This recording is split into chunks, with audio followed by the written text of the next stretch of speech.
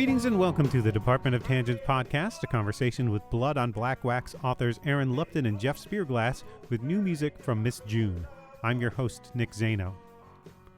I've been thinking a lot about how sound, the score, and incidental music affect the mood and even the story in horror movies lately, and I was looking for a way to discuss that on the podcast when I came across the book Blood on Black Wax, Horror Soundtracks on Vinyl, written by this week's guest conversationalists Lupton and Jeff Szpirglas. It is, as the name would imply, a guide to horror movie soundtracks, including scores and compilations, that can be found on vinyl. But it's also a history of the changing styles of horror films, a peek into the minds of composers like Jerry Goldsmith, John Carpenter, and Goblin, and an art book with beautifully rendered reproductions of the album artwork. The book covers everything from The Shining to Street Trash, from the incidental sound collage of the Texas Chainsaw Massacre to the symphonic scores like Goldsmith's brilliant work on Gremlins. Both Lupton and Szpirglas review soundtracks for Rue Morgue magazine, and they have an expansive knowledge of their subject, if somewhat differing tastes. Their descriptions can be fairly granular, down to describing common horror soundtrack instruments like the waterphone, which we talk about here. I'll post a demonstration of that instrument on the blog so you can hear it for yourself. They also talk about details like how good George Romero was at finding the perfect library-sourced music on a budget, how many genres of music horror movie soundtracks cover, the resurgence of soundtracks on vinyl, and even the complexities of reproducing soundtracks live with the movie playing on a screen behind the musicians. And I also ruined the Avengers Endgame for Aaron. Sorry, Aaron. So you know who's talking. Aaron has a slightly deeper voice, and he answers first, and then you hear Jeff. Stick around after the conversation for a new song, Enemies, by Miss June, the video for which is a bit of a Romero tribute itself. And now, Lupton and Jeff Szpirglas, authors of Blood on Black Wax.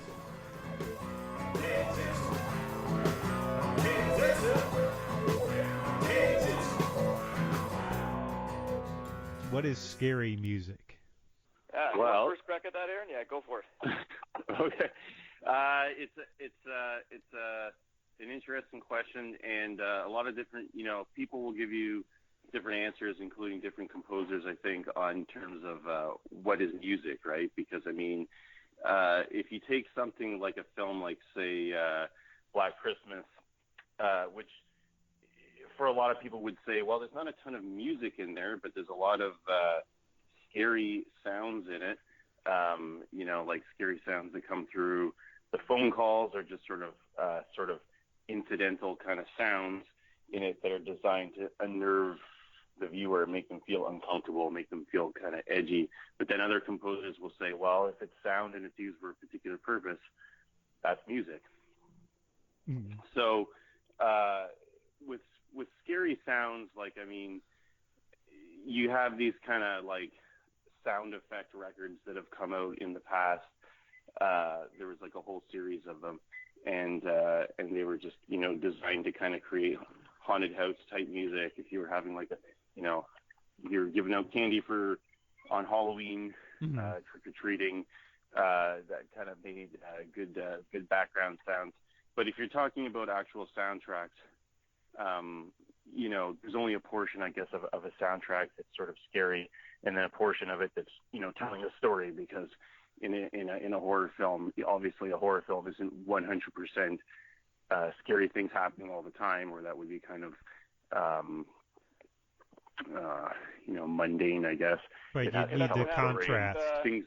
I went to go see Annabelle, and the last half hour of Annabelle is just scary things happening to the point where it becomes ridiculous. It's a joke.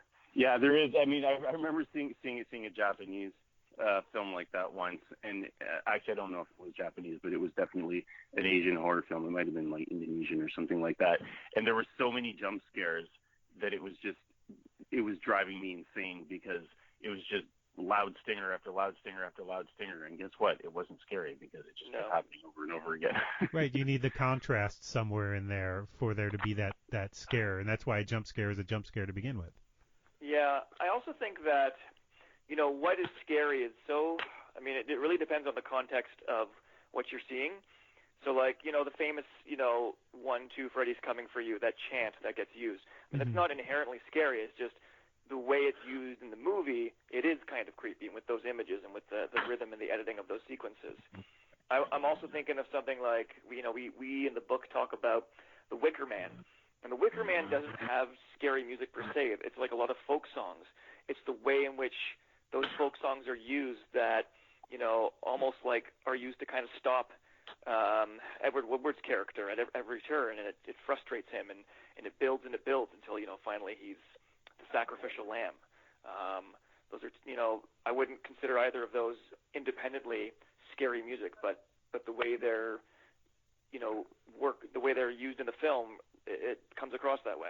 Right. You interviewed Henry or Manfredini at one point. He said, right. It's the clown after midnight. That's the effect that the music can have in a horror film. The thing is that horror isn't really one genre, and if you're sort of, marketing a book on horror soundtracks or just marketing kind of horror soundtracks, you always end up talking about the music as if the music is really scary, right? But if you listen to a lot of these soundtracks divorced from the film, and I think like maybe like Creepshow 2 is one of those or something like that, if you listen to a lot of the music, it's kind of like, why is this horror movie music? This sounds like almost like children's music or something like that. But that's because the horror films are not one genre, right? Like they're not. There's horror films that are scary. There's horror films that are disturbing. There's horror films that are actually scary. Like Annabelle would be one. Even if it's not scary, it's designed to be scary. Yeah. And so that's why you end up with this whole sort of like cross section of music, like very, very, very different types of music for very, very different types of films, really, right? The number, I think that like the number of horror films that truly are scary is probably pretty small. Mm-hmm. And then the number of horror films that are really designed to scare you, same thing, right? Like, is Reanimator scary? I don't know. It's a good movie though. Reanimator is a good example where, we talked to Richard Band, and the movie that he saw, I think they had tried to make scarier than it was, and he decided, well, no, this movie is so over the top, it's going to gross people out, they're just not going to be able to take it. So he ended up with his music changing the tone of that movie, and making it more comedic. And those comedy beats were always there, but I guess the look and the feel of that film before he had put his stamp on it was different. And he took Psycho, or a riff on Psycho, which would be funny for an audience member because they'd get, oh, right, there's Psycho, and he did his own take on it. So you're constantly playing with an audience's expectations. And sometimes it's funny, and sometimes it's scary, and sometimes it's both. Well, to go back to that Manfredini interview, he also said in there that he talks about helping the director tell the story, but you'd really have to be so on the same page as the director to do that, because you're telling kind of your own story in the music. You've got your own sort of vision on how to tell that through music. Yeah, scary and funny are two things that are like either scary on its own or funny on its own, or scary and funny. They're really hard to get right. They seem easy when you watch them, but there's a lot of movies that aren't scary, and there's a lot of movies that aren't funny, and so much of that is just finding, the right tone, the right pace, the right rhythm, and a lot of that, works musically. Music can really help to establish that or take away from it. There's so many comedies where they have the same kind of like light music that's meant to signal something funny is going on or something light and airy is happening, but it actually takes away from we're so used to that cliche that it doesn't make it funny at all. I love old Doctor Who, which has the greatest, most experimental, scary music. Aaron's laughing because I work Doctor Who in all the time, but new Doctor Who has a lot of that was scenes. Oh, was that Nick? That was laughing. Oh yeah, I talk about Doctor Who. But now I'm laughing too.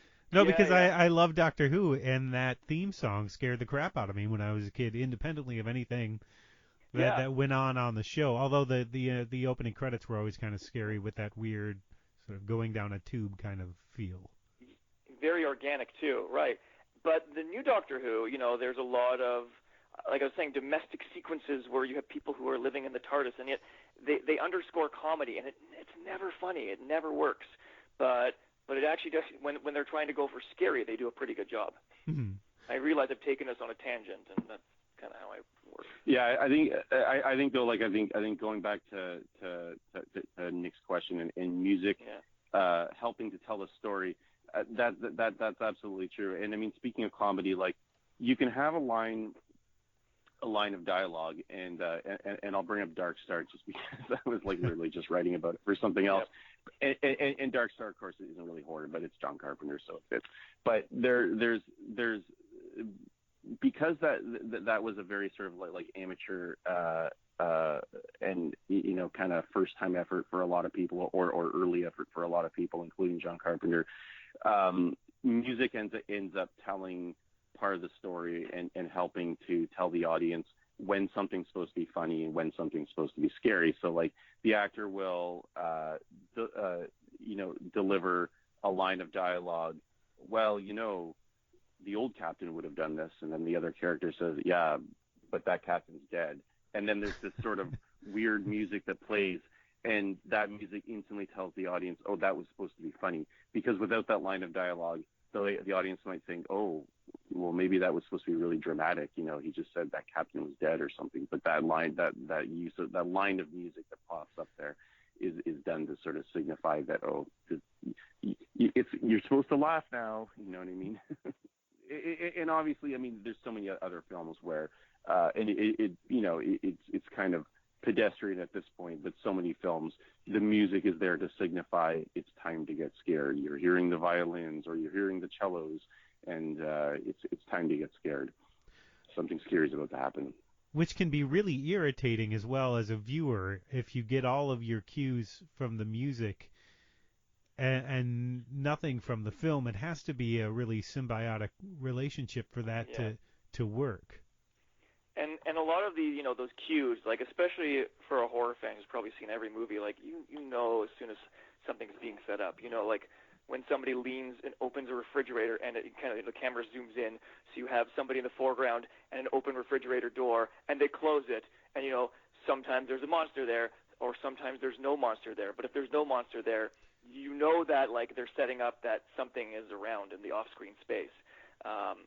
And whether they're using editing and camera angles or whether they're using music, what I love about horror movies is there's a sense of play in them. I think at their best, where the filmmakers, that's writer, director, actors, editors, like all the people who make that movie are playing this game, and the goal is that they're going to scare you. And they sometimes will signal that they're going to scare you, and sometimes they don't. And I think when they kind of wear out their welcome, when I like to think that I know my scares pretty well, so I kind of if they repeat the same type of scare, I get bored pretty quickly. But if there's something new or novel to it, that's where you get a lot of interesting things happening.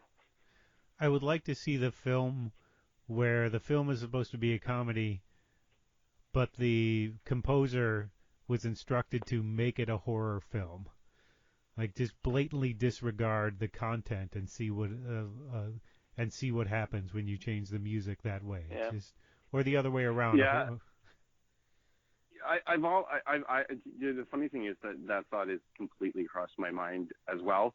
And if you think about it, there are some kind of weird examples of that where, and it probably unintentionally, and like, I mean, a film that would pop in my mind would be Last House on the Left. And Last House on the Left, and of course that's, you're talking songs, not score, because the score is really kind of like the incidental music is actually pretty amateurish in that film, but the songs that David Hess wrote in it really, really hammer home like the just absolute disturbing nature of the film, like the incredibly sad folk type songs that are playing during these rape scenes.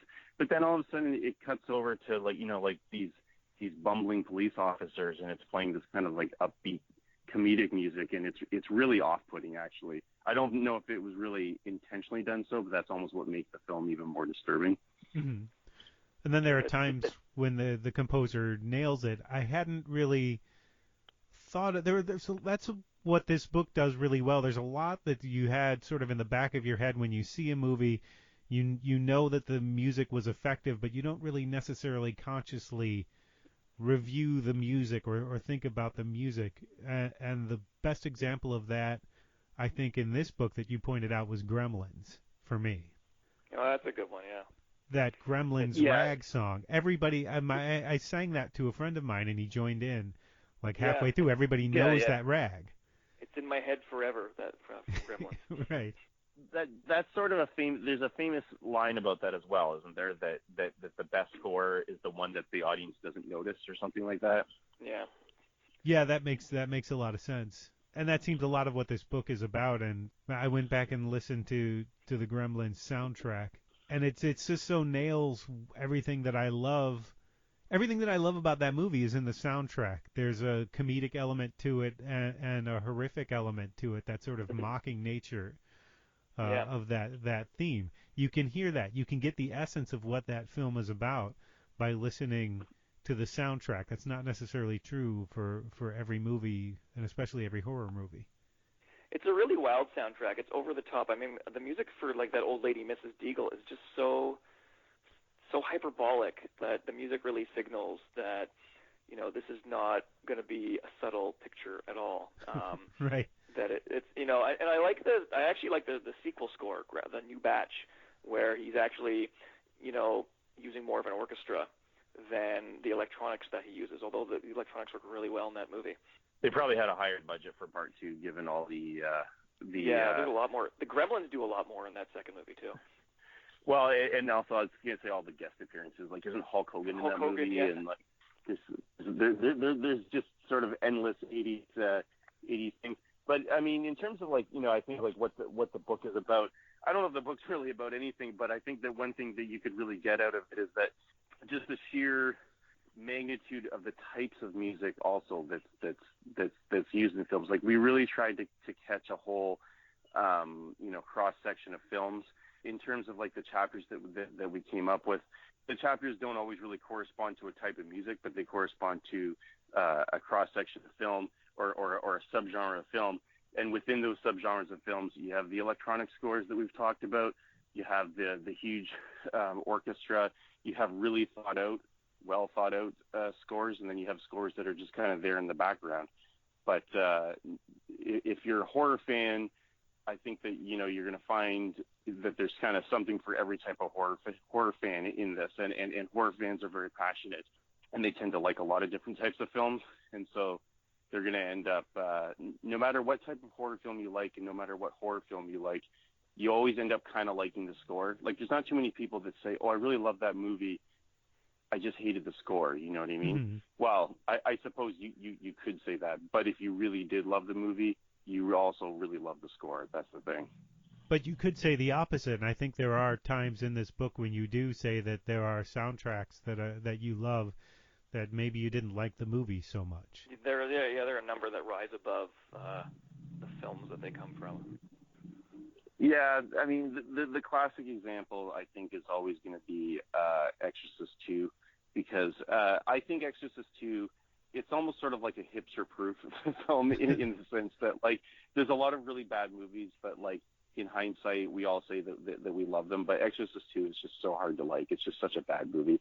But fantastic score by Ennio Morricone, and that's why, you know, I'm sure that's also, in a sense, probably why Tarantino wanted to use it in The Hateful Eight. Wasn't it The Hateful Eight that he used it in? Was it The Hateful Eight? Yeah, it was. Bits and pieces of The Thing. That's a funny story, because The Thing, you know, when the Morricone score came out, and I was researching it, it got, like, the Golden Raspberry Award for Worst Score.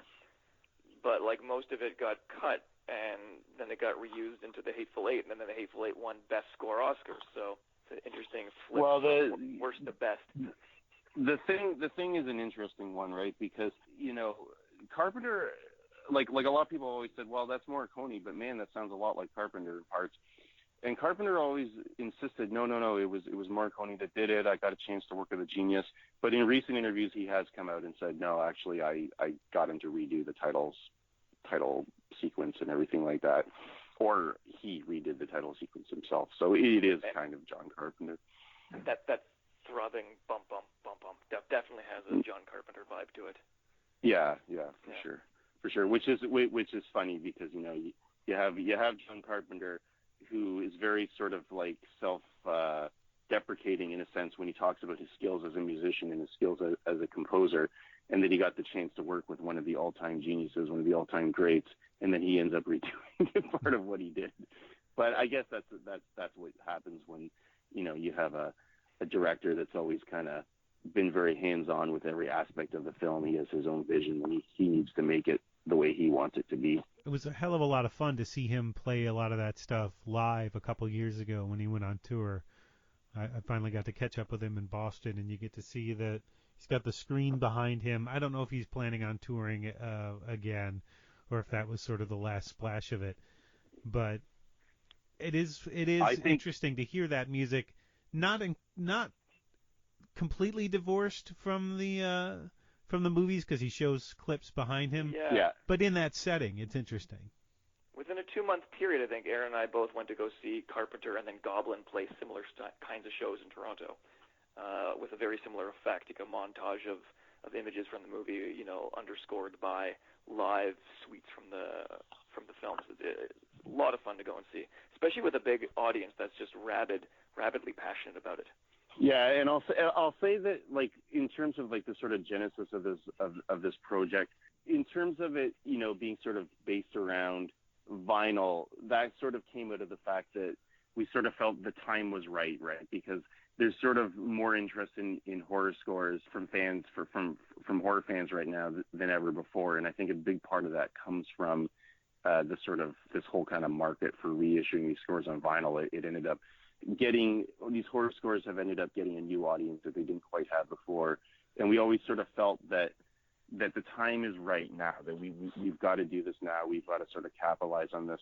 And a big part of it is what you just said, is that, you know, John Carpenter touring his horror soundtracks. I mean, who ever thought that was going to happen? Because he can't get a movie made to save his life anymore, but he's a rock star in his 70s, which is just incredible. And actually, sorry, no, go ahead, Jeff. Well, I mean, the other thing is what you're seeing now is something that I always wanted as a kid to go see. And, you know, Aaron and I went to go see Jaws live to screen by the Toronto Symphony, and like they're doing 2 or 3 of these shows a year now, not just like in big cities. Like I moved out to Kitchener, and which is like about an hour and change west of Toronto. Their symphony's doing Back to the Future live to screen this coming season. Like you're seeing all these major symphony orchestras. Ghostbusters recently played, like adopting this, you know, not just playing a series of suites from the movies, which is what traditionally you would get on Pops Night. You'd get, you know, sci-fi Pops Night, and you'd hear like selections of, you know, the usual, like Day the Earth is Still, Star Wars. But now you're getting the movie, you know, scored live, which is kind of thrilling to watch because you have to be able to catch the beats to the screen and match it perfectly. It's really interesting to watch the conductor in the orchestra as they literally sit down, the movie plays, and there's like a little clock counting down for the next cue. And if they don't get it right, you know, if it's not synced up properly, you know, you miss that beat. And like, you know, Jaws, which has a couple of good jump scares based on the music, like you'll miss it. So I've never seen them go astray with any of these. Or sometimes, like I went to go see Raiders of the Lost Ark, which has like an 8-minute long truck chase, and they nailed it perfectly. Like it's really impressive to see these guys do it in one take live. But you'd never see that like a few years ago. It's a new thing. There was one interview you did in the book where you talked to someone, I wish I could remember off the top of my head, who had to go to Italy to redo the score for a movie to record the score for a movie, and he talked about how you at that point, it was in the like late 70s or early 80s, I think. You weren't recording to the image, so you weren't even really sure how this stuff would sync up until you saw the first print of the movie, which is incredible to think about, getting those beats right and that timing right as a composer. Yeah, I think that's one of the interesting things, and one of the great things that comes out of the opportunities to speak to these composers too, because there's a lot of mystery around how scores get made. Like, to the average person, you know, like I think that, you know, for me, like if you had asked me, you know, when I was much younger, or if I just thought about it when I was much younger, like how does a score get made? I always thought it was the composer sits down, watches the film, and actually records to the image. But a lot of the times that's not what happens. You know what I mean? A lot of times it ends up just being kind of like they get a sense of what the movie's about, and they just record the music or whatever based on whatever images they have seen, and then it's up to someone else to kind of put it all together. It's so like there's so many different approaches, and there's no one way. Like sometimes you get a score that gets written. The Exorcist was a score that was written by Lalo Schifrin and thrown out, and then was kind of redone patchwork style very quickly. And sometimes like Jerry Goldsmith did Chinatown, like I think what was it, 10 days? Like he had like no time to make this classic score. And then you have the composers who, for months and months and months, just work on this one thing. Like Denny Zeitlin, when I talked to him about Invasion of the Body Snatchers, had a lot of time, a lot of resources given to him. He got to work with, I'm going to mispronounce his name, but Greg McRitchie. He was a very famous orchestrator because Zeitlin was a jazz player. So, he had the full resources of the best of the best in Hollywood, plus all of like the new synthesizers at the time, and he was just working nonstop around the clock for months, which is more time than some people get. It really depends on, the nature of the beast. When a drama or a comedy, you can probably write something broad that fits, but in a horror movie, if that jump scare happens or that big reveal happens in the middle of a more like flowing legato line, it's going to break everything up. You have to have it right on cue, it seems. So you really would have to be, maybe more so than any kind of soundtrack, it really would have to be in sync with the images happening on screen. Unless it's not done just musically, like if it's a combination of music or the absence of music or just silence and then sound design, something just popping out and scaring you. The Exorcist does a lot of that.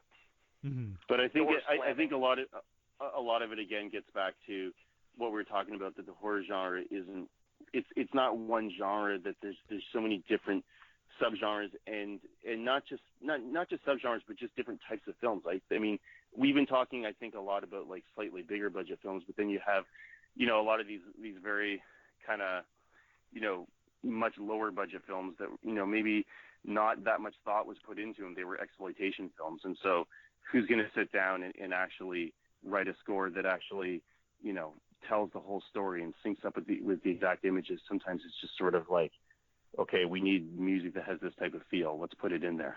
Right, like something like Street Trash, you're not going to necessarily worry about the beats. There are no beats really in Street Trash. Yeah, and yet, people are going to rush out and they're going to buy the soundtrack because they're just so passionate about that type of film. With a lot of the Italian soundtracks, that probably was a factor as well, right? That probably ended up being kind of what happened as well, just because they're very different scores, right? A lot of times they were actually rock soundtracks. They were like prog rock soundtracks.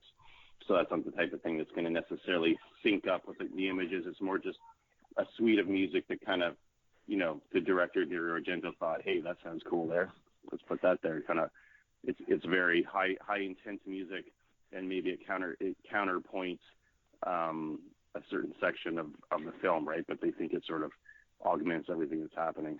Well, and actually, there could be a point where it doesn't necessarily have to sync up, but the music in itself might have kind of have its own rhythm and overtake the film and become almost hypnotic, like a lot of those Italian soundtracks kind of do. Like the music is so powerful, and sometimes it drives the movie a certain way. I'm also thinking of things like The Shining, where I think Wendy Carlos and then Rachel Elkin, they recorded hours and hours of stuff, like 4 hours of material, but it never got used. And you can only hear like a little fragment of it at the beginning, with Rachel Elkin doing that really weird vocal thing at the very opening shots of The Shining, and then Stanley Kubrick found the soundtrack, as he started going through older recordings, Penderecki, and all of these, classical and atonal compositions where he was just trying to match the look of the film and the rhythm of the film with music that wasn't designed to catch, any specific beat, but really just had that feeling. I mean, 2001 does that with the Ligeti music. It's not designed to go around anything visually, but it works so well because on its own and independently, it has, I guess, an ambiance that just overtakes the whole movie. And George Romero did the same thing. I mean, he never had the budget to go and make scores, especially in his early films, but he was really good at sourcing library music, and he was really good at finding the right library music for the right portion of the film. And whether that was about capturing a specific, beat or rhythm in the movie or just capturing like the feel of the movie. Like the very first cut in Dawn of the Dead, not the Goblin, but the library music. I think it's a track called Cosmonology. It's just this beautiful piece of music and very ethereal, but it also, when heard out of context or heard in the context of the movie, it just really captures the sense of dread, the foreboding dread as the zombie apocalypse is unfolding. You mentioned Wendy Carlos and The Shining, which is another fascinating part of the book, the lost scores, the scores that were rejected. That 4 hours that were recorded for The Shining before any film had even been shot for it. And, of course, there's also The Exorcist. You guys talk about how a bunch of that wasn't used. The original score written for that wasn't used, and we've also mentioned The Thing. So there's all this Alien music. as well, different. Yeah. Jerry Goldsmith score for Alien, a lot of it ended up getting replaced with, even the temp track ended up being in the actual score of the film. Yeah. But it's interesting to think that these hours and hours of music out there that were written for a very specific purpose that now on some of these releases are finally seeing the light of day. You can finally hear, this was what the original music for this movie was, and how would that have changed the context. Alex North did a score for 2001, and he'd worked with Kubrick before, and that got junked or, and replaced with...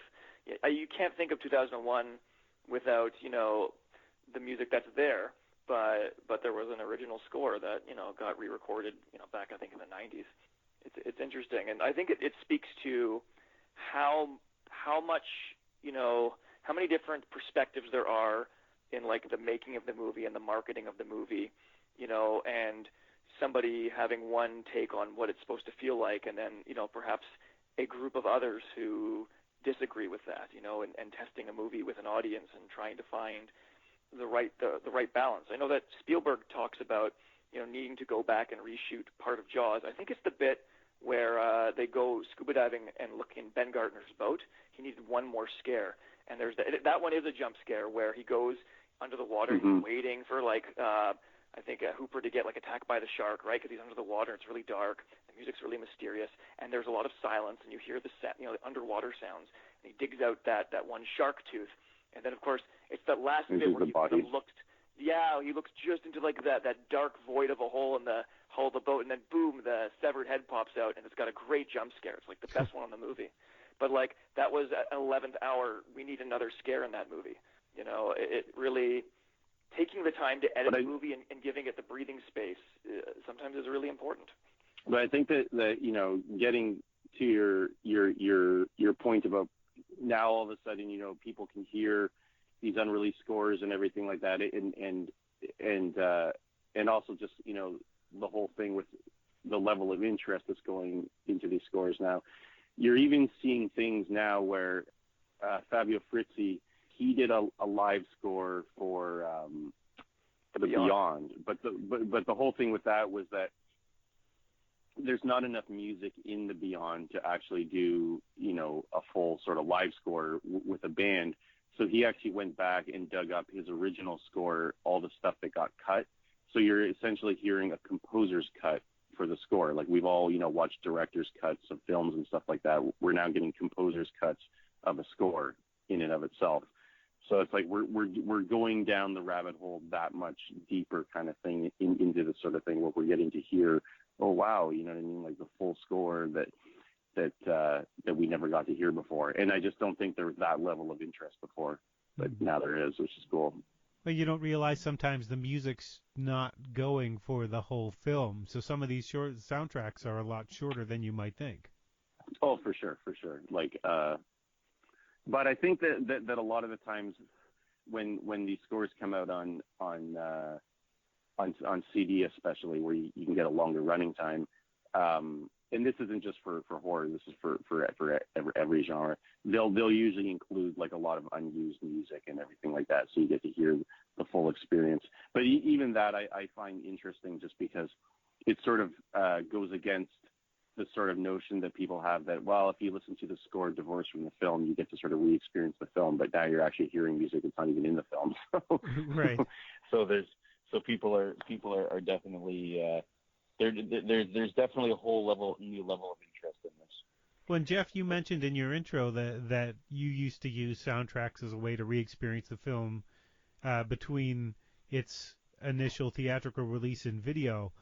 And I was thinking we don't really have that so much anymore because it's on video almost immediately, sometimes even before it's done in the theaters. And it's, you know, on the one hand, I'm sure, hey, it's great that I can immediately go and even just like buy it on iTunes right away and not have to go to the record store. But you know, there was something to be said. Like, I found spending time listening to soundtracks and like playing with Star Wars toys, or listening to soundtracks and drawing and writing, like there was it definitely freed me on an imaginative level to create a movie in my head, or to try to think of like what other scene could I play in my head to this music. And as a writer of fiction, I find listening to film music very freeing, because it's driven by the rhythms of a story. So it's not music that necessarily follows, you know, a pattern that like classical music might, where it's like it's designed around the way a theme kind of comes in and plays itself out. It's story-driven music, and so I was always, as a kid, coming up with stories to soundtracks, even to movies I hadn't seen. And I feel like in one way we've lost something by like having so much media, and we're almost drowning in media. You know, I spent time just going to the library and looking for stills for movies, and it would be like an amazing thing to find like a still from, you know, Dragon Slayer, let's say, at like the library. But, you know, now we expect like the movie comes out and you hit the image click on Google, and then all the media you want is right there. It's, you know, we're drowning in the wealth of image and sound and so forth. Well, it brings up the question. I think. Oh, go ahead. Sorry. I was going to say, like, I think that's definitely true. That if you look at like what people are interested in terms of scores, right? They're interested in scores for older films. People don't typically go nuts to get the score for The Conjuring or something like that, right? But I think that's also because people don't necessarily go nuts for those movies. Like, they go see them and they do well, but the whole sort of like fan base, the sort of like feverish fan base that just needs to own everything and needs to own every DVD and stuff like that, and they want to re-experience. We're still going back to like the 80s, and it just seems to be that like the 70s, 80s, early 90s, that was just this creative output for film and for music that people are still obsessed with to this day.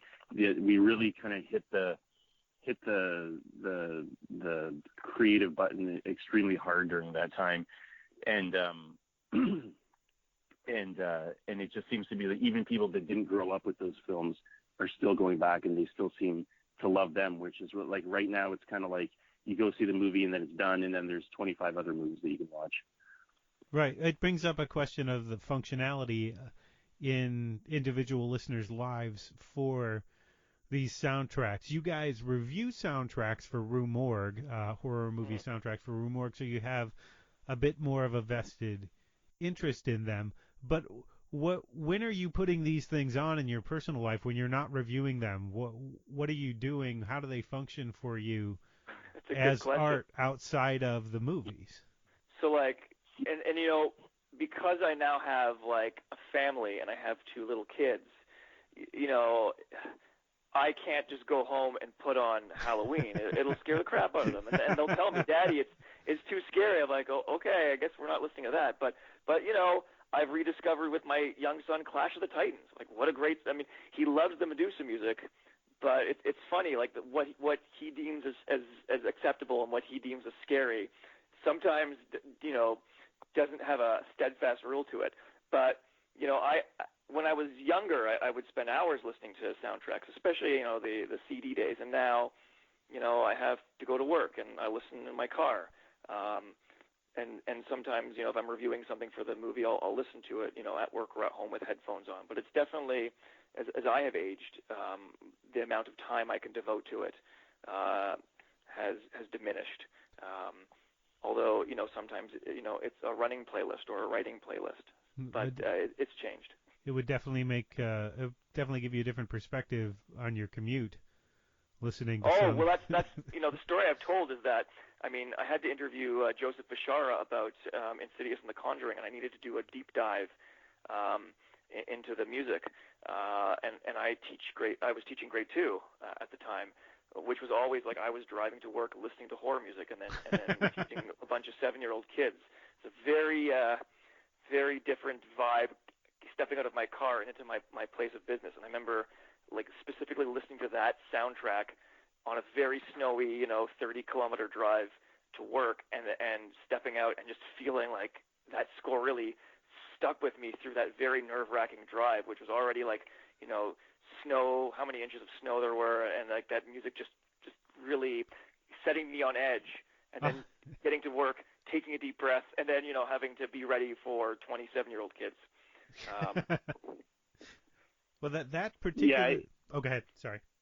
I was just gonna say, like, it's funny, like my own musical journey. Like, I mean, I was always like, like I listened to I was like a punk rock guy. I listened to or metal and stuff like that, and now it's just soundtracks all the time. Like that's what I listen to in place of rock music for the most part. You know what I mean? Like I listen to it when I'm at work. I listen to it when I'm at home. I listen to it all the time. You know what I mean? Even at the gym.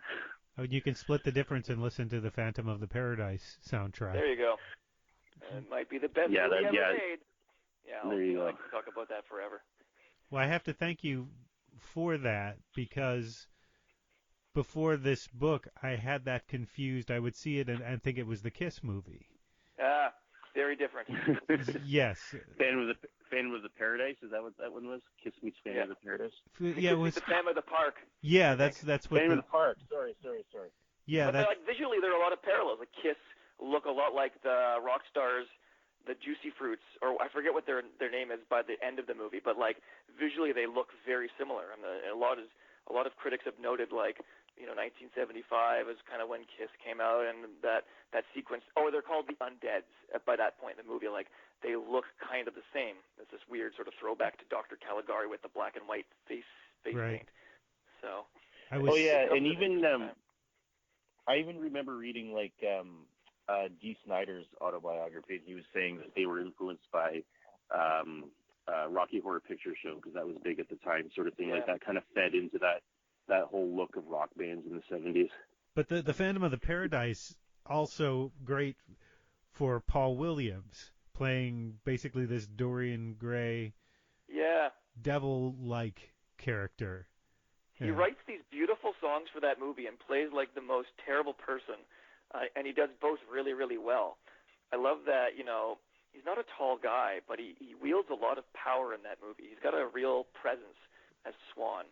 And, I mean, the presence comes from his performance and the way he's, framed in all the shots. And also, like, his presence comes from all those songs that he wrote. And sometimes is the singer. I think he's the guy who sings the Faust song in place of Winslow Leach, who loses his voice. And he's the voice coming through that weird Darth Vader-like voice box. He's like Dolby's. He's like filters. And that's a great little sequence that plays out. Right, and he was the guy writing songs for the Muppets. Yeah, that was my main association with him is his association with the Muppets for you. So that was a fun one to see, and there are a lot of movies in this book I think that people might discover through the music. There are a lot of obscure movies in here that might have great scores and soundtracks that people may have never heard of the movie. Mm-hmm. There was like stuff that I think that we were also just passionate about. Like I really, again, being a Doctor Who maniac, I realized like I can't put Doctor Who in the book, but we could put The Legend of Hell House because Delia Derbyshire and Brian Hodgson worked on that, which didn't really have an official release but has this great bootleg with beautiful art, so we were able to showcase that in the book. It has a very interesting sound design. I remember doing research. I mean, some of the writing ran a bit longer, and initially I was trying to talk about like it wasn't like necessarily music that they were always writing, but they were sound designers by trade. And if you go onto Delia Derbyshire's website, you can access some of the notes that she wrote for Legend of Hell House, And, they're just very interesting notes that kind of follow her thinking through it. I can't remember, the details about them, but, it was about finding the feel of the movie through sound design, which I thought was really interesting. But you mentioned the covers. There's a wonderful visual element to this book, and I believe, Aaron, that was part of what you brought to the book, was making this a more visual book. Yeah, well, it's because I'm a big every horror fan has this one thing that they really love, right? One thing that they blow all their money on. For me, it's horror soundtracks on vinyl. So I've got a pretty nice collection in my attic, and I was into collecting horror soundtracks on vinyl before the whole reissue boom kind of took off. But when that took off, I thought that trend was going to last a couple of years, and here we are today. And Creepshow's been repressed about 4 times or something like that. So it just seems to have kind of no end to it. And so that's, I guess, what we were thinking was that we could write a book on horror soundtracks, and I think we could do a pretty good book, and I think that people would be pretty interested in it. But in order to reach that wider audience, we wanted to reach the people that are buying the reissues. Because the people that buy the reissues, there's sort of a cliche that probably a lot of them don't even listen to the records. They just buy them because they like them as art pieces, and they may not even own turntables. But I have to think that along the way, some of them have become a lot more interested in it than they once were. Mm-hmm. And so basically, if we could kind of tap into that market, we could get more people interested in this book than people that are already converts. We didn't want to just preach to the converted, but we wanted to sort of get the people that are also just collectors and then talk about them and make people excited about it in a really accessible way. And I think that, it's actually worked out pretty well. It's actually worked out better than I thought. Mm-hmm. Did that vinyl theme also help you focus this? Because this could have gone off in so many different directions. Like you say, there are so many different aspects and genres and things, ways you could have approached horror movie soundtrack. Well, I got to tell you, I was constantly running into no, Jeff, we can't put that in the book. I'm like, yes, Tear in the Aisles, one of my favorite scores, but it only came out as a limited edition CD, and me being a CD guy, we couldn't put that in the book. So there were definitely scores that I would have loved to have included, but A, the book would have gone on forever and been too expensive, and then C, the art's only so big, so that limited. Well, I think it limited us to focus us. I mean, in a way, it was more of a limiting thing in the sense that there was a lot like originally we had a chapter on classic horror, so basically like black and white stuff. But then that chapter ended up being really weak because most of those scores never came out on vinyl. Mm-hmm. So we ended up just kind of scrapping that chapter, and we put a few classic things. We kind of sprinkled them throughout the book, but we weren't able to capture that era of horror the way that we would have liked to because of the fact that a lot of stuff hasn't come out on vinyl. So maybe it probably should. Or the vinyl that's out there has not the best art, like the Tony Thomas LPs that came out. Those Hans J. Salter ones. Like they're great records, but they don't look that great visually. So were they worth putting in the book? But then, but on the other hand, like a lot of stuff, it wasn't limiting in the sense that all the classics kind of ended up getting in there, right? Because it would have been weird to put out this book and not cover Jaws and not cover The Exorcist. But all that stuff came out in the era of vinyl when vinyl was the dominant medium. So. And the biggest scores from the olden days still found their way onto record. Like there's the classic horror themes record, Choral Records that's in there. We've got the one that has like the Mummy's hand on there, some of the Hammer music. So it's there, and I think it's all there if you go look for it. Bride of Frankenstein, that was one that to me it would have been a crime not to have put that one in there. It's one of the earliest horror scores that's out there. One of the first full scores for a movie that was written specifically for it. Yeah. Is there one? Is that the one you'd go back to as the first recognizable horror movie soundtrack, as a specific horror movie soundtrack? I was trying to think of what you think of. Maybe Creature from the Black Lagoon. I was thinking Psycho might have been the first one that I recognized, but then you mentioned Creature from the Black Lagoon with all those horn blasts and things. Ba, ba, ba. Yeah, that's a great one. And we could talk about that because it's on that Horror Themes album. I remember just sometimes there were scores that I really loved, and there might have been one cut on a compilation, but that allowed us to talk about it. Like, I'm a big fan of James Bernard's The Gorgon. I don't think the actual recording exists save for the main theme, which would have been playing on, I guess, the optical track of the film, and which found its way onto a record. So, there was a way to talk about it and still have something visual to go along with it. But I think Bride might be one of the earliest sort of scores written specifically for a sound film. I don't know. I mean, there was obviously in the silent era there was music that was playing and that was written for the movies. I'm trying to think if there was one specific version of Nosferatu that was designed for the film, or if there were various interpretations. Well, it started out as Nosferatu is a good example, because it started out as, well, who really knows what music was playing with it, and then eventually there was one version of it, and I can't even remember the name of the composer, but that's one. No, but that's one that has been reinterpreted over time. In fact, James Bernard did one. I think in terms of early scores, Jeff had mentioned Hans Salter. He definitely did some of the key scores, even if the films themselves weren't recognized as the best horror films of all time. Some of his scores were considered the sort of groundbreaking scores for horror films of the day, Ghost of Frankenstein.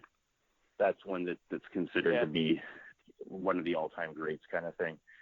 I don't think, I'm not sure if Ghost of Frankenstein is how highly regarded it is, but the score is. I was just thinking of two scores that we couldn't really include in the book just because of the limited availability of vinyl, or things like Them, the Giant Ant movie, has a great score, as does Dmitri Tiomkin's original version of The Thing with the theremin. It's one of my favorite scores, and there's a great recording of it that Charles Gerhardt did. He had this series of classic film score records that came out in the 70s. But, again, visually there was no way to kind of reference it in the book. But, that's a great score that, got put on CD. I think a lot of those kind of 50s and 60s drive-in film scores are actually quite good. In fact, I seem to remember in our interview with John Carpenter, he talked about a lot of those composers and how they were pretty influential for him, or at least that's what he was into. Yeah. Well, that's an interesting leap from that to him, because they seem so different. Is there a standard criteria for what makes a good horror movie soundtrack? I don't think so. I think it's whatever works in context with the movie. Mm-hmm. Yeah, I think it definitely depends on the film. I think if you look at if you look at, I mean, I guess the definition of a good score for me is just I mentioned that there's a quote that the best scores are the one you don't notice, but for me the best scores are the ones that you do notice. Mm-hmm. Yeah. So here's an example, and I cannot pronounce the guy's name. It starts with a W. He does a lot of sort of synth and electronic. He's almost part of the sort of modern synth wave type movement, with Mondo. It's his first name starts with a W and his last name starts with a G, I think. But he did the score for this movie Late Phases. Did you guys see that, the werewolf movie? No, I haven't seen it. Let's do that. Yeah, it's the movie. It's the same director that did Here Comes the Devil. Oh, yeah. Director, I believe. By West. No, I'm thinking of another. No. But same era. And anyhow, Late Phases was a pretty disappointing film, because Here Comes the Devil was a fantastic film, and Late Phases wasn't really very good. But the score for it, the immediate opening credits, I thought was incredible, and it's incredible just because it's just beautiful and epic music that gives you that feeling. And this is, I think, something that's really important when you're making a horror film that's not a comedy horror film, is to give you, the viewer, the impression that what's happening right now is extremely important. Yeah. Because you have to sell them on this fantastic idea, and it's hard to buy into a movie that's about werewolves. It's hard to buy into a movie that's about vampires, because you're talking about things that don't exist. And so the threat isn't something that you can really identify with. But if you come up with music that sort of heightens the viewer's emotions, plays on their emotions, and makes you believe that whatever's happening in this movie is incredibly important, and there's something at stake with these characters, then that's a pretty effective score. Horror's all about setting up that mood, right? Atmosphere. I was just thinking while you were talking, Aaron, like David Cronenberg. The commentary on his DVDs are like the best commentary you'll ever hear. But he talks about like the importance of the credit sequence on things like The Fly, or even in The Brood, which is just like the credits over a black screen. But he talks about the opening title sequence as a vestibule for the rest of the film, and that's when music and like some sort of visual design kind of inform everything that's going to follow, and kind of put you in this space where the movie hasn't started yet, but it's prepping you for, through music, what is about to happen. I mean, they used to do that in the old days with overtures. I remember going to see a 70 millimeter projection of 2001, and the movie started and I forgot, right? Like the screen, like the room darkened, but the curtains didn't open, and they just play that music, that very strange atonal music. And I remembered, right, like they used to have an overture back in like the 50s and 60s for those huge Cinerama movies, where that was part of the experience. Because the credits were first. Yeah. So you'd have that overture that would sort of set up a mood, because you'd have the longer version of the credits first, and at the end it would just be the end, and you'd go home. Yeah, and like now we flipped, right? I remember going to see The Dark Knight, and it opens. There's a cold open, but it works just as well. Where like they're through the music and as the story unfolds. I forget what Commissioner Gordon's saying. He's not what we he's not what we wanted. He's what we needed. The Dark Knight. And you see that last image of like Batman on the motorcycle, and then the title comes up, and you're like, yes, it hits you. And you know what? Drag Me to Hell did that too, where the whole, you don't see the title for the whole movie, but then at the end, Alison Lohman is like literally dragged to hell, and then the last, I think, image isn't even her. It's Justin Long, who plays her boyfriend, like looking down with complete shock and horror on his face, and then it slams you with the title, like, Drag Me to Hell, and it really it's a great way to to end the film on such a high note through music and the use of the title that way. It's changed. It's actually funny because I also remember seeing Drag Me to Hell in the theater and seeing that and thinking, oh wow, I haven't seen that in a movie in a long time, but I've noticed it. So many movies do it now. Like very low budget movies will end with the title. It's like someone figured out that was a powerful way to end a film, so that's what they do now. I just saw Spider-Man 2. It does the same thing. The movie, but obviously it doesn't say Spider-Man Drag Me to Hell. That would be a really cool that would be the best Spider-Man movie of all time. That'd be a great crossover, a supernatural dark Spider-Man movie, which would work because he's, of any of those heroes, he's the innocent, and that's what you need in a movie like that. But do you guys you review soundtracks for Rue Morgue? Do you always get to see the movie for the soundtrack you're reviewing? No, it's an interesting question, and there were definitely movies for this book where I knew the movie intimately. Like, man, I'm so happy to talk about Teen Wolf. I love Teen Wolf. I really do. I mean, I grew up with that movie, and that music was very important to me as a kid. So, but there were movies where I was not as familiar, and I had to sort of experience the movie maybe through the soundtrack first, and then go see the movie. And sometimes, I'll do a review of a soundtrack where I haven't seen the movie, and it's a very different way of having to critique something, because when you're listening to a soundtrack album, like, are you meant to critique the music independently? Are you meant to talk about the music in context with the film? Like, it's hard to – soundtrack music is a weird thing because it was never meant to be listened to in isolation. So when you're evaluating it and how effective it is, you can do it one of two ways. I don't think there's a right or a wrong way. And sometimes in a horror score, some of like the really dissonant atonal stuff, I'm thinking of something like, I remember reviewing It Follows, which sadly is not in the book for some strange reason. But I think we actually wrote it, but it didn't end up in the book. But, it's note perfect in the movie. Like, it works so well. And I remember reviewing it for Rue Morgue and listening to it, and it's really hard to listen to all of it because there's so much noise in it, and it was designed to sound kind of noisy and almost like you're hearing like a feedback loop at certain points. It's not a pleasant listen to as an auditory experience, although that was what it was designed to do and make you feel uncomfortable when you were watching it in the theater. So yeah, that's a good question. Yeah, I mean, I think that if you attempted to review that soundtrack and you'd never seen It Follows, you might not review it very accurately. I guess that's the Yeah, I still gave it like 4.5 skulls because it's so in your face, and I mean it's hard to take away the experience of that music in that movie. But at home, you're like it's I don't go back to it a lot. And again, it would change your commute to listen to that on the way the way to work. Yeah, right. All right, kids.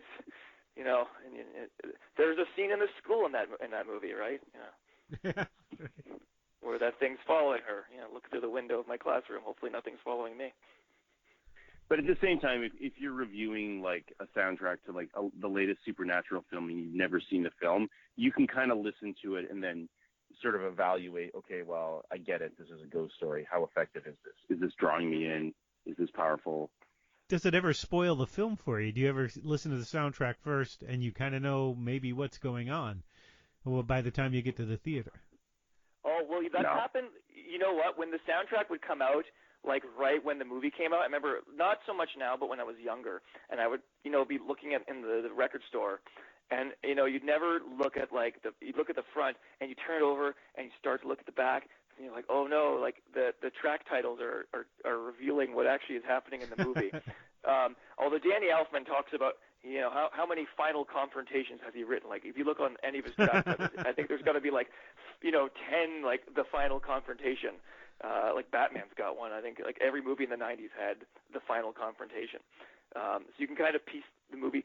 The new Star Wars movies, I remember like the soundtracks came out on iTunes, and I would like click the sample, the 1 minute of Star Wars. But then I would like stop myself because I started figuring out, no, I'm learning the plot of the movie through the track titles, so I better stop and see the movie first. Right. We've been so secretive about Avengers Endgame, we probably shouldn't have named that last track Iron Man Dies. Oh, yeah, exactly. Hopefully people listening to this, saw Avengers already. I did not see it. You guys just spoiled it for me. Oh, crap. Aaron. God, sorry. I'm very, very sorry. It's Iron Man's diet. They left the T out. I was just using that as an example, and it's not something that actually happens at all. No. Oh, okay. He's I see. fine. I'll be honest with you. And even though as a kid Iron Man was my favorite Marvel character, at this point I just can't care anymore anyway. The Marvel Cinematic Universe is just kind of like, I feel like I'm watching the same movie over and over again every time I see one of them. So, well, that's the thing. Like the look and feel of those movies, I've gone to see pretty much all of them, but they feel so interchangeable that I can't remember what happened like 3 Captain Americas ago. There's one where he fights the Red Skull, but then there's a bunch of other ones somewhere. Bucky Barnes. Yeah, I'm the same way. I can't remember which one is which. Which, to be honest, like from a scoring perspective, that's kind of disappointing because you brought up Batman. The Hans Zimmer Batman scores are incredible. I mean, The Dark Knight is actually probably one of my favorites, and that was just such a powerful score and like just good storytelling opportunity. But with these Marvel movies, the scores are kind of the same because they always have to be the same film, right? That's like if for us to criticize them by saying I feel like they're all the same, that's probably what they're trying to do, right? They want the movies to be all kind of the same. They have to justify those budgets by appealing to a mass audience, and so you can't get You have to give them what they're expecting. You have to give them, I think, well, to some degree what they're expecting, but also like you need to make sure that it's like audience safe enough so that everybody takes their kids and they come back multiple times and they make the gazillion dollars they're going to make. And so, for somebody who wants to get a little bit experimental or go down a strange path, then you don't have those opportunities. I'm thinking like the Han Solo movie, right? Like it was Chris Miller and Phil Lord who had done like Solo, like their version of Solo, and that having done the Lego movie and like Clone High and all the things they've done, I was so excited to see like a really funny Han Solo. But in the end, they made the Han Solo movie. I think that was the safe bet with what's his name, Apollo 13, Happy Days. What's his name? Oh, Ron Howard. Ron Howard's yeah. Version of the Solo movie, which was fine, but I don't think I really would have loved to have seen and heard what the other solo movie would have been. So if you see an Avengers movie coming out and the soundtrack is by Philip Glass, maybe that'll prick up your ears a little bit. And say, Exactly. hey, maybe this isn't going to be the same kind of film. So I wonder if you can judge the film a little bit by who's doing the soundtrack. Well, one of my favorite horror movies is The Witches, right? Which is this weird. I don't know how somebody greenlit that. It was like Jim Henson, the Roald Dahl story, right? Which is like Jim Henson did some weird kids movies, but then it was directed by Nicholas Roeg of all people. That's kind of like asking David Cronenberg to do a kid's story. It's just who does that? And the movie is so unsettling and so weird and creepy. Again, no vinyl soundtrack. We couldn't put that in the book, but I would have loved to. It's got great music by Stanley Myers, and it's very disturbing and unsettling, and also really funny and over the top. But also to your point, absolutely, I do absolutely judge a film based on who the composer is. So if Joseph Bashara is the composer, I know what this movie is going to be like. That's if Tyler Bates or someone is doing the score, I kind of know what this movie is going to be like. But by the same token, I get excited to go see new movies based on the composer. Like Christopher Young did the score for the Pet Sematary remake, and I can't say I ever really cared about the Pet Sematary remake, although I did actually end up kind of enjoying it. Yeah, but good. one of my main reasons for wanting to see it was I just want to hear the Christopher Young score. Mm-hmm. Bear McCreary is another one. If Bear McCreary is doing the score, you kind of know what the movie's going to be like. Yeah. There are some composers you mentioned in this book that I was surprised to see how many different scores they'd done. You could have done a whole book on Jerry Goldsmith, I think. Yeah. Oh, yeah. Just from this. I'm sure there are books out there on Jerry Goldsmith. There are, yeah. They just don't have all the album covers. And I did enjoy going back and listening to the Creepshow soundtrack before I went back and rewatched the movie. And it's because of this book I did that. And it was interesting. I had never noticed in however many times I've seen Creepshow since I was 10 or whenever it came out, I never noticed that the Camptown Races was the basis for that segment's for that segment's music. That weird. I only knew that from going through the liner notes of the CD. Says the man who likes CDs. But and then I asked John Harrison because I interviewed him and like, so where did that come from? And he said, yeah, it was all Leslie Nielsen. He was humming that, and that he said I think in our conversation he said I don't know if that was him channeling a certain character or if that was just Leslie Nielsen, but that got put into the score. It works really well. He does whistle it at one point on camera in that segment. Mm-hmm. Which confirmed me because I was wondering, is this my imagination or is this Camptown Races? Listening to it again, I started singing along with it, but it's this weird interpolation, sort of playing with a minor key or something. I'm not sure exactly how it reinterprets it. It's a minor key, and there's also this very neat audio effect. They've got this sort of bonging. It goes bong, bong, bong, bong, and that it's the something to tide you over sequence. I've always loved that synth sound. Even the equipment they use to make that soundtrack is very particular. And I think there was one, and a lot of horror scores were written on synths because they were sometimes just cheaper to use than having to hire a whole orchestra. But especially in the 80s and the 70s when a lot of these synthesizers were just kind of coming out, those sounds were quite novel. And they had unique timbres and sounds that I've heard little synth nuggets that they remind me of certain scores because I would have heard that sample in that score. Creepshow is one of them. Right. You talk about some different instruments in here too that seem just made for horror movies. The waterphone comes up a lot, and I watched a few demonstrations on YouTube, and I'm thinking, how did this instrument get invented outside of the context of a horror film? What else? What other music would you use that for? It's a weird one, right? I can't think of it. It's an interesting modern invented thing. But yeah, I mean, I can't. Those sounds this makes the most interesting sounds. But because we've heard them in so many horror films, I think we forever associate the waterphone with horror films now because it's I think it's been overused to a point too. Like there's a water phone. It's probably scary. Same with like the blaster beam and like sci-fi movies from the 70s. Like if it was from the late 70s and it was a sci-fi movie, probably had a blaster beam in it. Right. Yeah. And have these soundtracks evolved over the years? Are there different periods, the way there's different periods in rock music or country music or pop music? Well, I definitely think that the synth score got outdated very quickly, but it seems to be making a comeback. I mean, the synth score as we think of them from the 80s. In fact, it seems to pop up quite a bit. I mean, it's you could consider It Follows, which Jeff mentioned, like a modern synth score. But the Maniac remake, I think, was one of the big ones. That was one that really caught people's attention. That when they heard that synth score in the Maniac remake, that everyone was asking about it. Everyone was talking about how amazing it is. And I don't think it is as amazing of a soundtrack as, say, the stuff that John Carpenter did. I think it's just that at that time it really caught people off guard because they hadn't heard a film in a long time that was using that sort of retro type soundtrack. Mm-hmm. I think nowadays it tends to be, like if it's a big budget movie, it's going to be a big grandiose orchestra, right?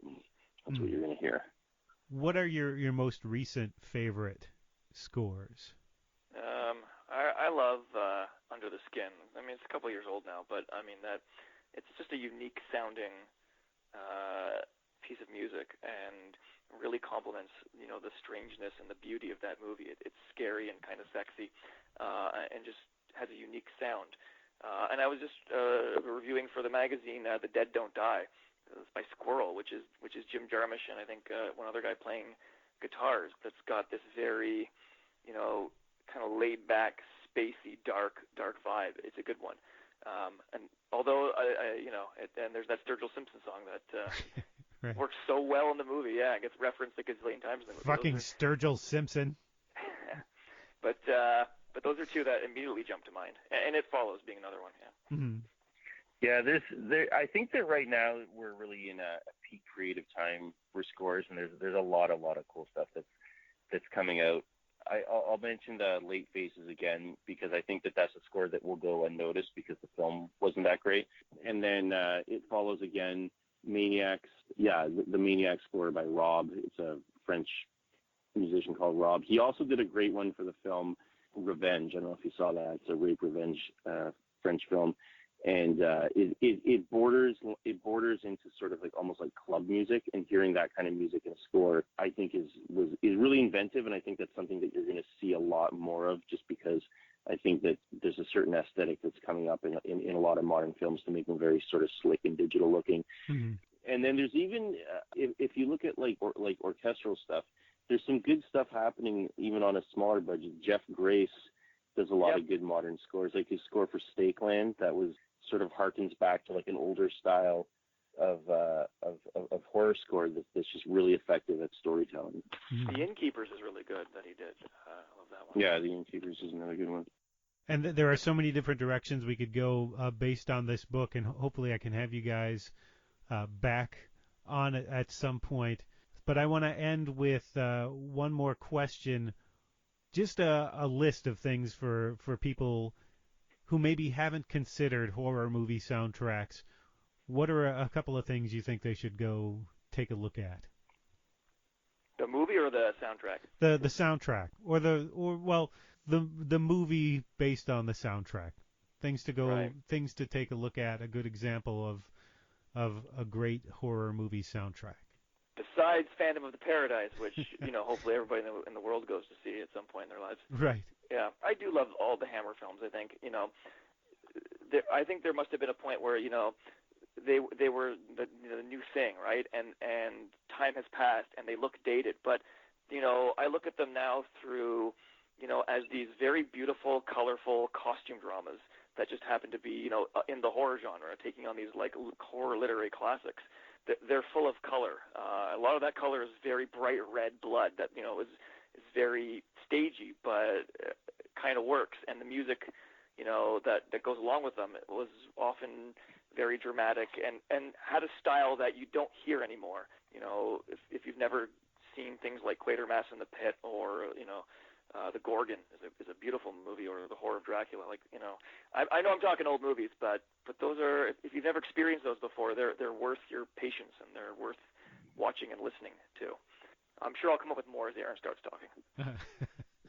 Well, I feel, yeah, I mean, I think that, like, if you really never really sit down to watch never really sit down to listen to horror movie soundtracks, then for me, the best experience and the most accessible experience, again, is John Carpenter. Not to keep bringing him up, but his films, to me, everything from sort of like Assault on Precinct 13 to Big Trouble in Little China, are just films that are meant to be seen in like high definition with good stereo surround system, and just crank up the volume and just bask in the awesomeness of his sort of overpowering synth that's going on in all of those films. I think that Escape from New York is one of the most beautiful scores for me, and just absolutely creates an atmosphere in that film that it wouldn't have had otherwise, but also that no one else can really do. And then just to freak people out, I'll say I'm a big fan of Goblin, the Italian band Goblin, and so, but instead of just watching Suspiria, watch something really gross like Beyond the Darkness, which is a really like kind of terrible and tacky film, but has a really awesome main theme that plays throughout it by Goblin. Or Contamination is another one. Contamination is another pretty terrible film with a pretty great Goblin soundtrack. Also, in like Dawn of the Dead, you know, there's versions that have like the library music and the Goblin music, and it's kind of cool to watch with like listeners, to watch it with like the music in mind, and thinking like, you know, a lot of this score wasn't composed specifically for this movie. Like, listen to how, you know, George Romero and his people are choosing which music to put in which sequence. Like, there's some just really like, and that's a movie that really, you know, veers from being really weird and ethereal and to being very scary to being very comical. The use of that classic song, The Gonk, you know, the one that goes ba-dum bum bum ba-dum bum bum ba-dum bum. Yeah, right. Like Robot Chicken uses it. But like, it's fascinating to watch that movie and think somebody had to go through hours and hours of library music and think about like, oh yeah, that will go really good at this sequence here. Watch the movie with that in mind. It's a different way of experiencing it.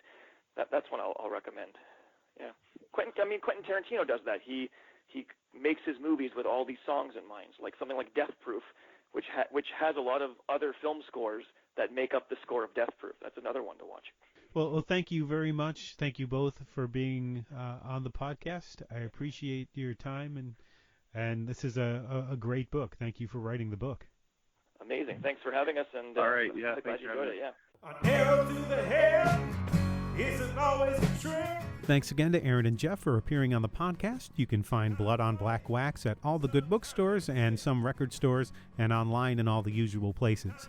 And you can also find more of their ongoing work in Rue Morgue magazine. And if you liked this or any other episode of the Department of Tangents podcast, please consider subscribing and or leaving a positive rating or review on Apple Podcasts, Stitcher, Radio Public, Google Play, or wherever you get your podcasts. I've got a lot of great stuff in the works, and I would love to get it to as big an audience as I can with a one-man operation. You can also find reviews, videos, essays, and other goodies over on the blog at www.departmentoftangents.com. I discovered this week's featured track while I was getting ready to produce this episode. I'd had another song in mind, which you will hear in a future episode, but this one is perfect. With its chaotic guitar riffs and punk attitude, it could easily be the lead single for a horror movie soundtrack itself, and it is in a way because the video is a short horror movie featuring a young couple looking for a place for an amorous tryst in what looks like a creepy concrete warehouse, as young couples often do. And also, as young couples often do, they find themselves menaced by ghoulish... I discovered this week's featured track while I was getting ready to produce this episode. I'd had another song in mind, which I'll save for later, but this one is perfect for this episode. With its chaotic guitar riffs and punk attitude, it could easily be the lead single from a horror movie soundtrack. And it is in a way because the video is a short horror movie itself, featuring a young couple looking for a place for an amorous tryst in what looks like a creepy concrete warehouse, as young couples often do. And also, as young couples often do, they find themselves menaced by ghoulish employees who just won't let them be. Miss June's debut LP, Bad Luck Party, will be out September 6th on French Kiss Records. I think you'll be hearing a lot more from them. Keep track of them on their website, and you have to love this, IHateMissJune.com. On Instagram, also under I Hate Miss June, and on Facebook under Miss June NZ. And now, here's your preview of Bad Luck Party, Enemies by Miss June.